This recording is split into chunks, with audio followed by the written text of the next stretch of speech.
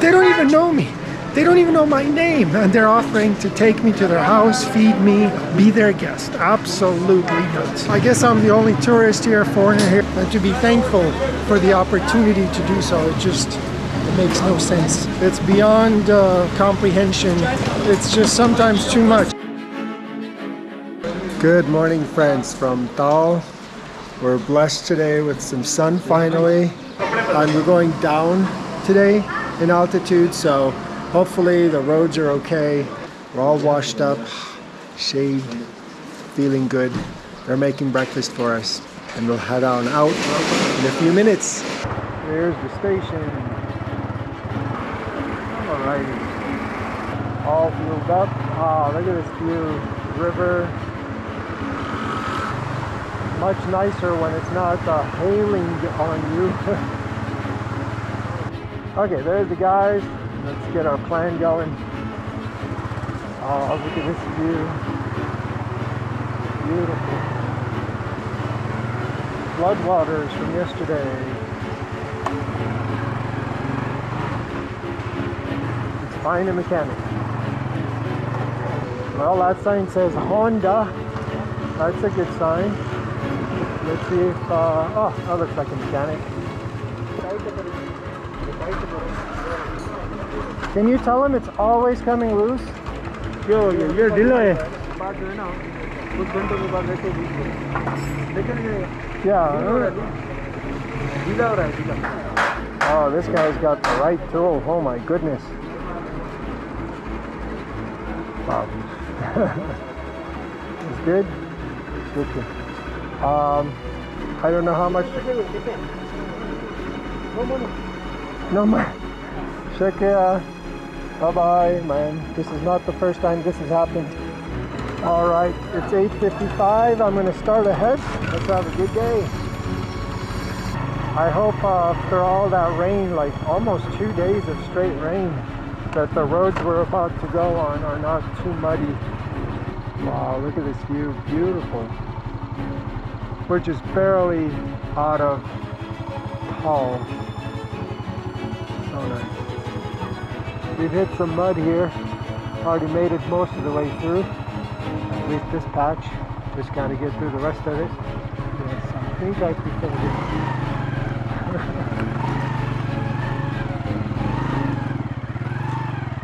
it. Well, you know, this moto vlog is supposed to be about beautiful nature, but all I keep showing you is mud crossings. Oh my goodness, look at this. Wow, it is loose.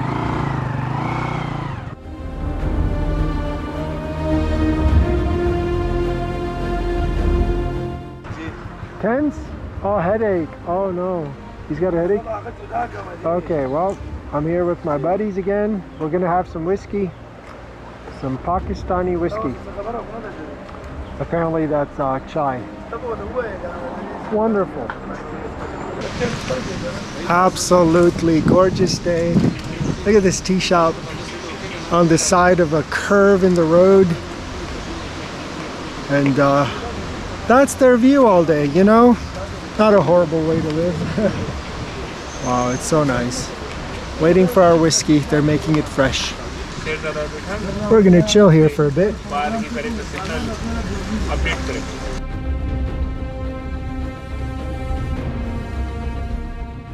A nice cup of chai. Time to head on out.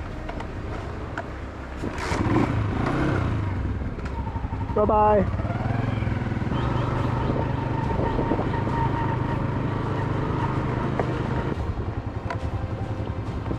Ah, fresh walnut.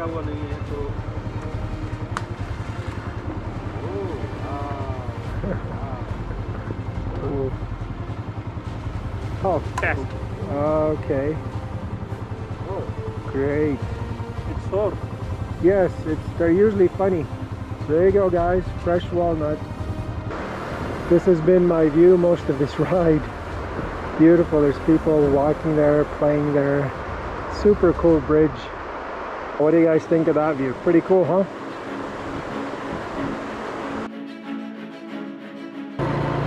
We have got pavement, my friends.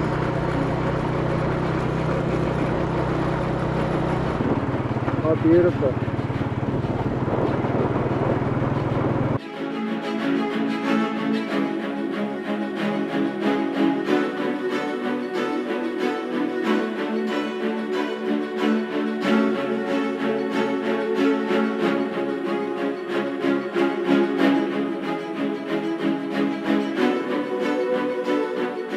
The sign says it all. Welcome to Dir City.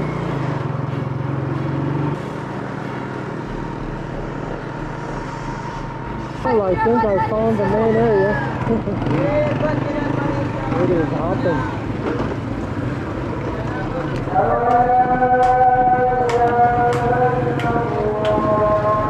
Cheese shop. There's a lot of good smelling food here. Oh my god. I'm getting hungry. Smells so amazing. I'm checked into a hotel in Dir. There's my bike. My room is up there, right in front of that kid. 117. It's right in the middle of the market. It was the first place I stopped, and I just need to get things done, so I didn't go shopping around. Got to go around and figure out getting the bike looked at and get some food. My hotel also has a chapli kebab restaurant on it, so I just ordered some. And I was looking for water, and right across the street there's a market. How convenient. See, that's why I like staying in the center of town. So I'm going to drink some water, go get my chapli kebab. And it's raining. Oh, probably be short-lived though. It's pretty blue over there.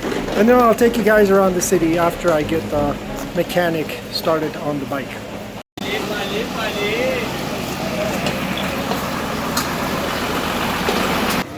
We're at a mechanic shop now.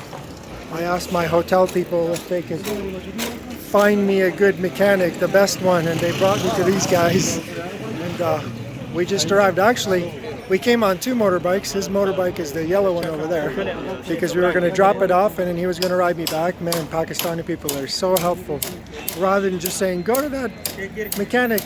No, he brings me here, and if we need to leave the bike, he will take me back.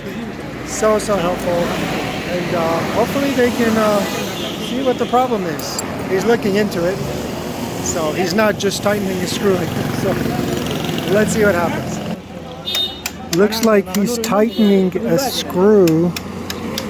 You see that? He's turning it clockwise, and that makes sense. So he's tightening something, and then the big one, if that makes sense. So there's like a sleeve screw, nut. He's tightening a big nut, and then I think that'll tighten everything. Ooh, that looks good. Yes, much better. And then the big nut over there. Let's see how it goes. Wow, this is so quick. Too quick. Wow, that did it. That was it. The nut, the big nut that was under there that he was tightening, did it. Now it's solid. Waiting for what was supposed to be my ride, but the bike took so little to fix. I don't need a ride. Waiting for him to run his bike and head back to the hotel. Awesome. He wanted to charge me just 50 rupees. It's like 25 cents. Amazing. Next task at hand is laundry. The brother of the shop across the hotel that I bought the water from, which by the way, he didn't want to charge me for water because, you know, I'm a foreigner, I'm a guest. He told me where to go get laundry. So my hotel is in such a good spot, getting everything I need within minutes. And the water, by the way, a big bottle of water was 80 rupees, and fixing my bike was 50 rupees. We're walking through the bazaar area of Dir City, looking for laundry. He told me to go this way and first left. This whole street is tailors. Tailor shop after tailor shop. And it's funny because there's not that much English here, but tailors is written in English everywhere. Tailors, tailors, tailors. I gotta show you guys how many tailors there are here.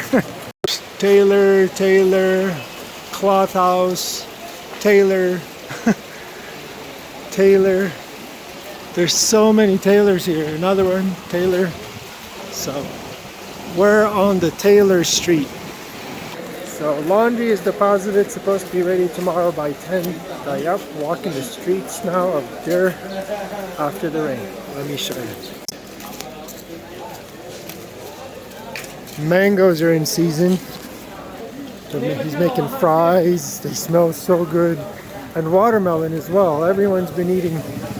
There's like an entire street of watermelons behind me. I was walking by and this gentleman clearly noticed, I guess I'm a foreigner, and he invited me into a shop. And now we're at a tea shop. His name is Atik Urrahman. And another gentleman, the shop owner's brother, Ibrahim. And now we're enjoying chai in this really cool tea shop. Let me show you the tea shop. I love tea shops all over the world, and this one's a big one. Normally they're smaller, but sometimes just a little tea stand. But this one's a nice big tea shop. Is this part of your YouTube shoot? Sure. Why not? It's okay? Very much okay. Pakistani chai. I shall miss it the day I leave. Good morning, friends from Dir. I'm gonna give you a view of the morning life here. Right now I'm actually headed to try to get a second SIM card because the SIM card I have now, Zong, does not work here well at all, and I need internet. Meanwhile, you can see the scenery. A lot has happened, a lot is happening while I'm traveling here. Amazing, amazing stories, and unfortunately I'm not able to capture them all on video because sometimes some things happen spontaneously and while I'm not filming. But so yesterday was yet another such an event, so I wanted to share with you because I didn't get to record it. So I go to a shop to buy some tissue, and I noticed the guy speaks English because I asked for tissue. He goes, "Oh, tissue, okay." So then I asked, "Oh, great, can you recommend a place nearby to eat?" You know, he starts talking a little bit here and there, and then another guy who's already in the shop also says, "Oh, okay, well, I can help you." And he had just gotten off of work, and he wants to show me where to go eat. So he comes with me, goes to several restaurants, describes everything, and then he's like, "Okay, so what do you want?" And I tell him, "Okay, I'll have this," because it seems very, he said it was like a very typical thing to eat. So I'm like, "Okay, I'll have that. Tikka karahi." So anyway, and then he's like, "Okay, I'll order it for you, and don't worry, it'll come." I'm like, great. So then he orders it, and he's then sitting there talking. And by the way, he's got a family to go home to. He's got a child. And I'm like, "Okay, thank you. You don't have to wait here and watch. You know, we've gotten the food. You can go now." He goes, "No, no, no. I'll sit here. I'll wait. Make sure you've had enough, and then I'll pay." I was like, "Oh my God, no, please!" And the guy's been here all day working, and it's time for him to go home with his family, have dinner. But instead, he's going to sit here, watch me eat, make sure I'm fed and everything. It's just insane. I was like, "Well, don't you want to like go home and spend time with your family?" And he goes, "I can spend time with my family every day, but I don't get to meet travelers or people like you every day. So for me, this is special." I was like, "Oh my God, you know, you don't know how to react to these people's hospitality sometimes. It's just sometimes too much." Anyway, I didn't get to record it, but I wanted to share it. Again, so many good things like this happen all the time. It's beyond comprehension for people to treat you so well and to be thankful for the opportunity to do so. It makes no sense. Well, no, it makes no sense to people like you and me because we're not used to it. But these people, I mean, they're so hospitable. And then after that, I go back to my hotel to have some tea, and then one other person there speaks English. "Oh, you know, blah blah blah, etc., interesting, this and that." Next thing I know, he runs to pay for the tea so that I can't pay for the tea. So free dinner, free tea. It's just wow. But again, this happens so much here. It's beyond words. There you go, my friends. Life in Pakistan. Now I'm gonna find a SIM card place so that I can upload videos for you guys. Welcome to the back office of Telenor. I was here yesterday trying to get a SIM card from Telenor, and I was informed today that as of 2 days ago, literally 1 day before I'm trying to get a SIM card, PTA, the Pakistan Telecom Authority, decided to stop issuing SIM cards based on passport, meaning non-Pakistani people like me can't get a new SIM card. So what we did, what they did, thanks very much, is I tried to and successfully reactivated my SCOM SIM from my first trip, and it was hilarious because they needed to contact someone in Gilgit. Yes, so he had to put money in my account, and somebody from here had to pay them, and then I'm trying to pay these guys, but he's giving me a hard time. He won't take my money so far. But and we got it to work. So typical Pakistani, like, they take a problem and they try to find a solution. You've seen this on my videos in the past before, and in this case again, and now I can have signal where I'm going. Another success story here in Pakistan and Dir. Thank you guys so much. Thank you. I've got a crowd like usual, so it was time to service the bike 1,000 kilometer oil change. And I brought it to these guys, the same guys who fixed the steering the other day, and they noticed that my tire wasn't good, and that's the one that we fixed emergencyly, and so we got a new tire on there now, oil change, they lubed the chain, there was a missing screw they fixed, tightened the mirrors, everything. So friendly, so nice. Shukriya. Thank you so much.